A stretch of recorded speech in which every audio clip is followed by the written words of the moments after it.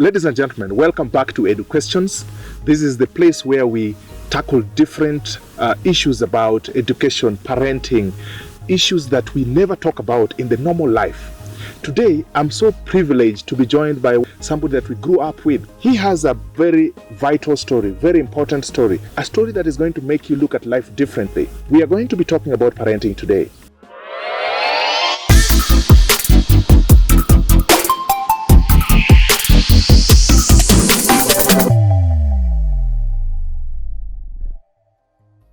Welcome, Mr. Kennedy. Thank you, sir.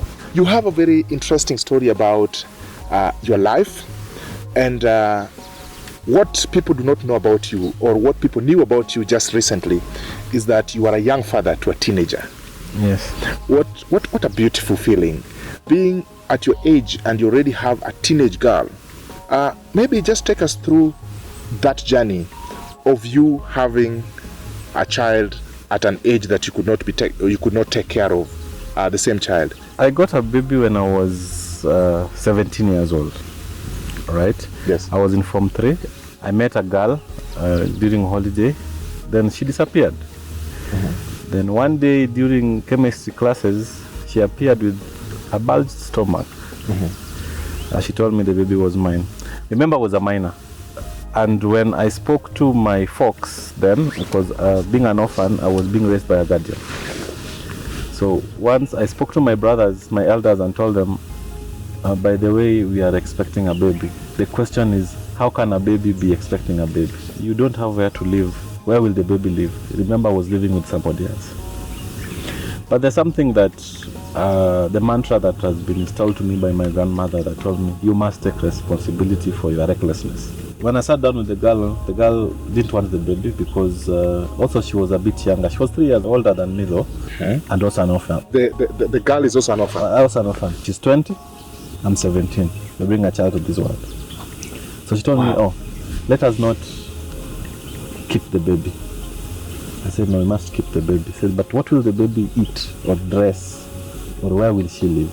So you are 17, you are telling the girl that we are going to keep the baby? We're going to keep the baby. Wow. Why? Because as a young man, the baby is going to be a motivation in anything else I'm going to do, to make sure that the baby has what I didn't have. So the girl said, no, you're not keeping the baby. I was in a school in Naivasha. Remember, I didn't have a phone. As she left, I knew she was going to remove the baby. I talked to a few people, can somebody remove the 6 months old baby? She said no. Remember, the reason why the lady came to school is because she had nothing where else to trace me, not from the school where I was going. So, you were 17 years old. Yeah. You were in Form 3. Yeah. You were in chemistry class, and a lady appears pregnant, and this lady claims that, or says that you are the father to the baby. Uh-huh. You are in school. Yes. She's coming because she has nowhere else to go. She has nowhere else to go. Yes. And she has nowhere else to trace me apart from what I told her. I'm in Dienhanda High School. So she traced Dienhanda High School and asked for the teachers, can I speak to Kennedy, your son? They said, he's in Form 4W. I met her and she's pregnant, very pregnant, not just pregnant, very pregnant. But she's come to ask for money to terminate the pregnancy. And I agreed with her because she herself was born into hopelessness. Do you have the money at that point in time? Do I even have the school fees? Okay. Right? But because that's what hopelessness does to you. The only person she saw that can have hope in was me. Right? Then I was not going to disappoint her by supporting her idea. So I said, no, let's have the baby. Then the question that rang into her mind, and eat what? And sleep where? You live with other people, I live with other people. You don't even have enough school fees for you. I'm not even longer going to school. But I said, let's have the baby. So she left, knowing that I know that she was going to remove the baby. Mm-hmm. As fate would have it, she didn't remove the baby. I'd gotten a phone from one of their neighbors. So you could communicate once in a while. Yes. So on the 11th of May 2007, she calls me and told me that I think the baby is about to come. The baby was born on a Friday, around 1. So we went, me and a few friends from school. There was a novel that we were reading in school called The Sins of Our Fathers. There was a character called Melissa Levian. Melissa Levian was a kid that was born into slavery. Mother was a slave, the dad was a slave. So she was born to the sins of their fathers. Then we said, why don't we name her Melissa Levian? She's born of the sins of her parents. 2 poor people, has nowhere to go, 2 orphans. The only thing that I have better than the lady was hope. And we said, the same way Melissa Levian in that book rose from being a sin to an inspiration to people and an engineer, this one is going to be an engineer or something better. So Melissa Levian is born, right? And the only thing you have that you can hold on is hope. Hope for a better tomorrow. Hope for a better tomorrow. That is very powerful. And now, like you've called, you've given a bit of history of the book, Sins of Our Fathers. The society looked at you as a spoiled child, one who could not listen, one who did a mistake. When we went to school, the community and the society had some expectations, the norms were very strict, and such like things were not looked at as an achievement. Here you are, with the only thing you have is hope and maybe your books in school. How did you deal with the society, with their expectations, contradicting what has happened?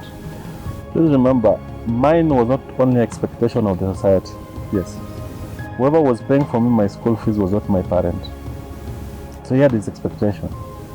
So the first thing he told me was, I took you to school to study. Instead of coming with good grades, you're coming with a child.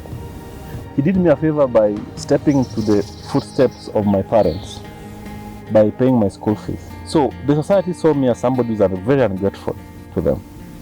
They sold all they have, piece of land, cows.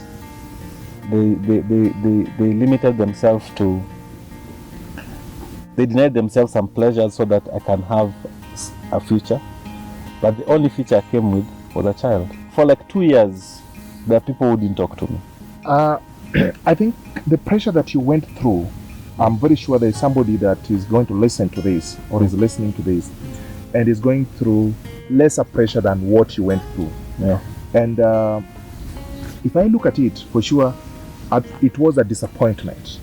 From the societal eye, that was a disappointment. We have taken you to school and then you come back with a baby instead of good grades. Now, you had to endure this. Now coming back to you, how did this affect your self-esteem? You've lost friends, you are losing the so-called family by then. Remember, you are a total orphan. Somebody has stepped in to pay for your school fee. You've disappointed them by bringing forth life that you cannot take care of. Now, you also have yourself. And as young as you are, there is self-esteem issues. How did you deal with the self-esteem issues? Because you've lost friends, you've lost family, you're actually losing everybody. The first self-esteem loss comes when you lose your parents. So I was already struggling with self-esteem, because even if you're growing in your brother's house or you're growing in your aunt's house or even in your guardian's house, it is not like your own house. Yes. You are second class citizen. Yes. Yeah. You cannot have the same privileges that the children are having. Then now, you are seen as adulterous. A sinner. He who have sex before marriage. He who is taken to school, but instead of studying geography and reproduction, you actually reproduce. I get you. But I had no option. It had happened. Yes. So I said, instead of coiling my tail and whining, why don't I accept that I'm a father at now 18 years or 17 years? Why don't I be? And instead of, because they'd bashed me so much that I decided to be proud of it. I owned it. And I said, somebody didn't take this child and plant on me or on her. Somebody actually made that child. That person is me. The only thing I can have is turning the pain they're throwing at me into joy. So I accepted the fact that I'm a father. And as much as people who didn't want to associate themselves with me were very loud, I became louder by saying it's fine. This has happened. Where did you pick it up? And after picking it up, because now there's a child here, you don't have money, you're actually struggling with school fees, the child is here, the mother is also there. How did you cope with this situation? I picked up from the loss of a mother. I realized that some people will have to go and don't come back. So I was never bothered about which relative is supporting me or which is not supporting me. I just said I'm a father, and this is a fact. By the time now I'm finishing school, the lady is already married to somebody who is now working. Whichever work he was doing, I didn't know. But the lady told me, you know what? You don't have parents, you don't have grandparents, I don't have parents, I don't have grandparents. You have no future. The only thing you have in abundance is hope. But we can't eat hope. We can't quantify hope. I cannot say you have this much hope. You're just hopeful. So what we're going to do today is let me go and get married. And after, what about the child? Say the child is yours. I will not change that. Today, tomorrow. If one day you're okay, you can come for the child. The child is yours. As she told me very, very innocently and very honestly that we are not going to change the fact that the child is yours. If one day I got a child with this man, fine. If you get a little coin that you think you can share, please share. But don't starve yourself to support the child. That tickled my resolve. And I said, if this girl has seen that the only thing I have is hope, and this girl has decided me and her, we can't marry. And even me that time, I would not choose myself. Because I only had a surname and a blood group, nothing else. The only certificate you had was blood group. Blood group and surname. But one thing I had in abundance was the belief that tomorrow is better than today. We can wear the same clothes, the same uniform, patched as it was, barefooted as we were. But the reason why we're coming to school every day is so that our children would not have a patched uniform, same barefoot and same story. We're going to write a different story. We don't know how, but we said that at the rightful time, we're going to write that story. So I joined UN and DLM. My brother had given me some money, and I was doing some hustling in town. Remember, I was nearly 20 years. But when you don't have options, your age is not something you can flaunt to somebody.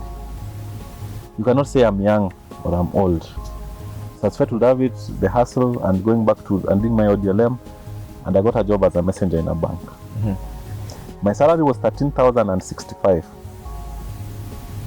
Before or after tax? After tax, then the net. The net. Right? Yes. So the first thing I thought about, I want to get a house. I want to get a house so that the baby can come and live with me. That's the first thing. I used to live with my brother in Jamhuri, and my brothers could not see the fights in my mind, but my focus was on the baby. I want to pick the baby. I want a house to pick the baby. Yes. That is what. So I moved out of my brother's house. On the first day I was paid. I told my brother it's been real, but I'm moving out. They could not understand because I didn't have much. Actually, that is the day I realized I didn't have socks, a pair of socks. Whatever I've been wearing have been my brother's. So now if I'm moving, so I have to leave them. So I moved into an empty house. First day, no curtain, nothing. But it was one room, and I figured the baby's cot can be there. I can put a bed here. So I called the mom and told the mom, by the way, I got a job in a bank. I didn't say which job. And I would want to stay with the baby. Tell me, no, you can't stay with the baby. You don't know what it means to be having a baby. I said, no, but it's my baby. I said, no, you can't stay with the baby. So I realized, it was not as easy as I wanted. So I started improving myself. Went to school, pushed myself, rose from a messenger to treasury. Now, the baby had now grown. First graduation from kindergarten to KG1, I think they were graduating from KG1 to KG2. Yeah. So I showed up. The baby doesn't know, because you see, as much as I talk to the mom and occasionally I would send something, yes, the baby doesn't know me. I don't know if you get that bit. I get you. The baby does know me as the father. So you show up in the graduation. I show up, but there was a connection. Instant. Blood is thicker than water. Yeah. So I saw her, she saw me. Then I'd bought her a doll. Then I gave her the doll. So we moved. I moved with her. I left the mom. Was talking to the teachers. I went with her. So we were talking. What do you want to be? So I want to be a doctor when I grow up. And I told her, I want you to find the heart of this doll today. I've given her a baby doll for her. Find the heart. Tell me I will. So I left, but all that time, the mind was not settled. Like just seeing her messed me up, big time. And the joy in her. The joy in her and the way she wants to be a doctor, right? So in the evening, she calls me using her mom's phone and tells me, I found the heart. So she dismantled the doll. The doll was done by the end of the day, finished, kabisa. I told myself, if this kid can be so determined that she can find the heart of a doll, just by me telling her, for you to be a doctor, you must find the heart of the doll. It means, even me, the resolve that I have is directly into her. And if she can find the heart of the doll, just by being told, why can't I find her heart and her future? The mom refused. For some time, the mom refused. For one reason, the mom thought I was still young. I grew up not having so much that when I started receiving money for my own, I became stupid. I would drink. I would solve all my father's insufficiencies. The things I would buy, the things I don't want. But the fact that the kid is with the mom also gave me some comfort that I was not as guilty, that my child is not sleeping hungry. See, the mom is married. Yeah. The guy is providing. But I was not. But if you let me sit down alone, it disturbs me. I would send money to the mom. Then one day we had a conversation with the mom. I said, the mom, I want the child. I sat my friends down and I told them, you know what, these things we are doing of drinking and traveling is not doing anything. I want you to be with my child. And the mom said, are you sure? I said, yes. How old are you again? I'm barely 23. But I want my child. The mom said, fine. This is your child and we have no problem with you staying with the child. Me, I'm married, I have another family. But this is your child. We're going to do this. The child will come visit over the weekend and you return her. From there, if you see that you are responsible enough, you take the child. So we done that for a few years. Then one day, when we were between Uchumi Ngong Road and Prestige, the girl asked me a question. We've not told her that I'm the dad. She's forced to call the other guy who has married the mom, the dad. He asked me, are you my real father? I nearly hit the next car because I was not expecting any question of that. Then I said, you can only have one father. There's no real and fake. Then she said, no. How comes I look more like you than the other person? Our teacher says that there's a way parents are supposed to look like their children. I told her, the teacher is actually right. And you're my daughter. Then she asked me, I don't want to stay with that guy. I don't want to stay there. I want to stay with you. So I pulled over and called the mom. Told the mom, from today onwards, the girl stays with me. The mom said, what has happened? I told her, we have had a conversation. Remember, she's very young. We had a conversation and we would want just to remain like that. The mom said, fine. You don't know how to cook. I said, I'll get an house help. And my child is not being raised by a house help. I said, I'm sending her to a boarding school. She said, fine. So we started staying together. So we let her to be in life. Wow. That is deep. So Melissa Lovian is born. Right. And the only thing you have that you can hold on is hope. Hope for a better tomorrow. Hope for a better tomorrow. That is very powerful. Yeah. And now, like you've called, you've given a bit of history of the book, Sins of Our Fathers. Yeah. the society looked at you as a spoiled child, one who could not listen, one who did a mistake. How did you deal with the society during the pregnancy? Because I'm sure you had a lot of pressure from friends, from the society, the expectations, the norms of our society, and at that age.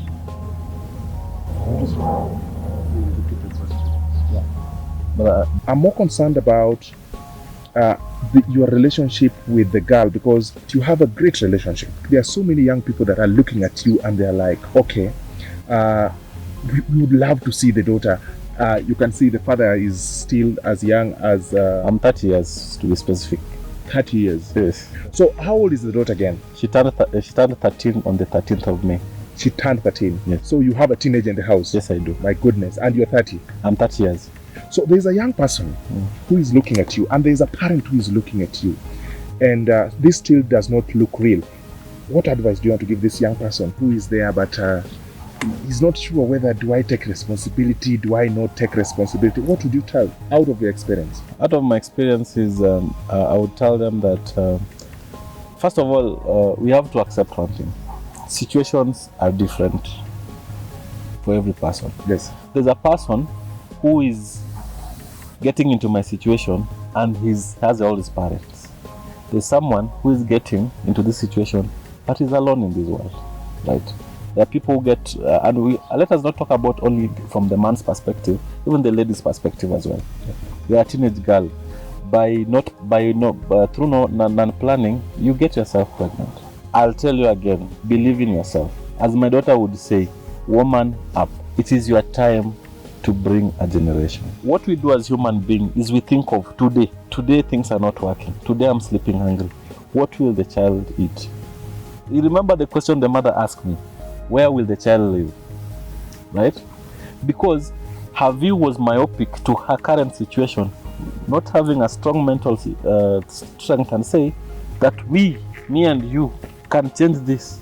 That my daughter, when the time comes to have a child, will not think about what her child will eat, right?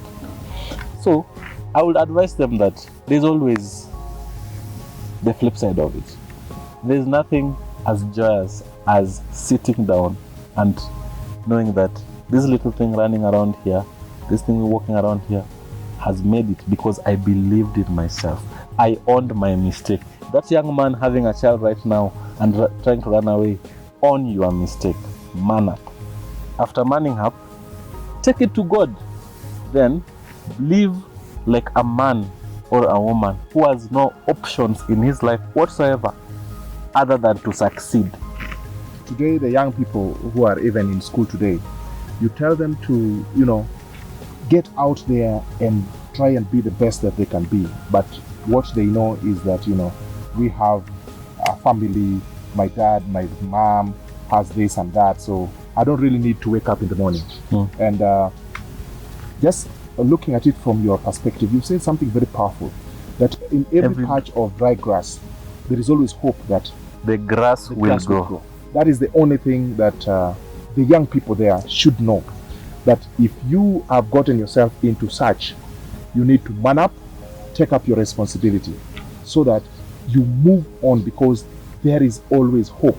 It is our own initiative, our own decision that determines whether we are moving forward or we are falling where we are. There are millions of our parents out there who are comfortable with the status quo, who are saying that they ran away from their responsibility of their recklessness, and they transferred that to their children, that the children sees it is okay to run away. The same children are going to stay the same and let their children run away from responsibility. It's a narrative I'm very keen to change, that when, just the same way I usually say, when you buy a car, the car must be fueled and maintained and driven. That's why you're buying a car. If you give birth to a child, you must be there as a driver of that child's life. You must oil it, and you must drive it, and you must maintain it. Failure to which, that car will be stationary. And remember, when you're bringing a child into this world, when you're raising a child to this world, you are raising a generation. You're not raising yourself. Your generation has ended. You are raising another generation. That the values your daughter or son picks from you are the values he's able to live with when you're not there. Like me, I was raised up that when an adult passes by, you must stand up. That you have no voice. I'm not an advocate of glorifying children because children don't have contractual capacity. I'm an advocate of bringing values that are relevant in these times. The good thing about me and my daughter is we are growing together, right? I usually say she's as tall as I am. She's as intelligent as I'm less. Very true. Right? Her view of life and her babbling with life and wanting to be a doctor, like, let me tell you something about her. I asked her, what do you want to be when you grow up? She told me she wants to be 5 things. 1, she wants to be a vet because she loves animals. 2, she wants to be like daddy so that she can discuss economics. If somebody tells her why the economy is not performing, she can actually explain. Then she wants to be in the military and fly a chopper, a military chopper, into daddy's compound. And then she wants to be a doctor to treat dad's recurring tonsillitis. If you see this girl, her life stress about daddy and service. Daddy and service. Service to others, taking care of others. And those are values that when you're raising our children, we must tell them they must be empathetic with others. If they have 2 slices of bread and somebody sitting next to them is having none, she cannot just eat 2 slices of bread. It is not okay. If she's in a public transport system, an adult or a pregnant woman or a sick person is standing by, she needs to be empathetic enough and say, please have my seat. The issue of current parenting is a topic that is very dear to me and I love, and I hope we'll have another time to discuss just the current parenting.